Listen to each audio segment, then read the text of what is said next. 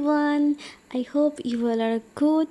So অনেক মাস পর আমি বেরোচ্ছি। হঠাৎ করে প্ল্যান হলো আর ঝটপট রেডি হয়ে বেরিয়ে গেলাম। সোনুকে বললাম যাবি, ও আর বলে দেবে যে যাবে এটা আমি ভাবতেই পারিনি। সো ওই জন্য খুব তাড়াতাড়ি চটজলদি 10 মিনিটের মধ্যে জাস্ট জামাটা পরে একটা লিপস্টিক আর জাস্ট একটা টিপ, ব্যাস আর কিচ্ছু নয়।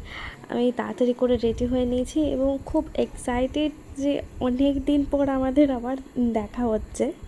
অ্যাকচুয়ালি বিজি শিডিউল থেকে বেরিয়ে গিয়ে বেরোনো একদমই সম্ভব হয় না, একদম সময়ই হয়ে ওঠে না।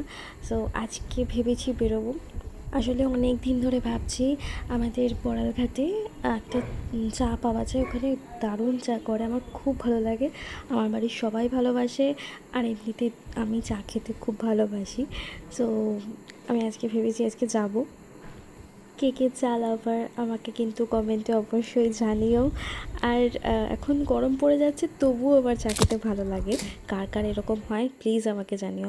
আর দেখো বলতে বলতেই আমরা সমাজ বাড়িতে চলে এসেছি। আমরা ফার্স্টে সমাজ বাড়ি থেকেই শুরু করলাম।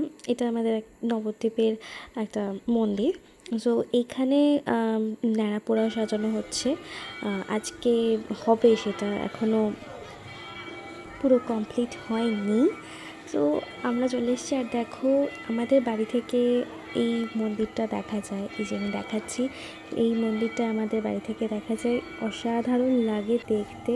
এখান থেকে ভিউটাও খুব সুন্দর। আর দেখো আমাদের অনেক দিন পর দেখা হয়েছে, সো আমরা খুব হ্যাপি অনেক দিন পর দেখে, আর অনেক আমরা গসিপ করেছি। সো এবার মিশন চা, তো আমরা চা খেতে চলে এলাম।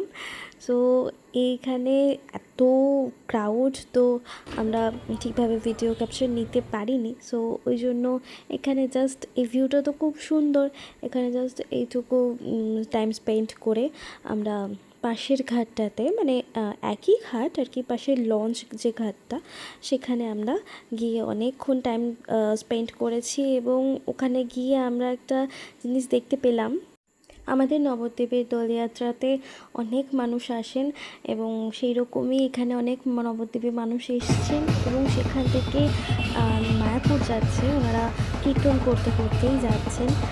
এটা দেখে আমাদের খুব ভালো লাগলো, আমরা ভিডিও না করে পারলাম না, সত্যি খুব খুব ভালো লাগছিল।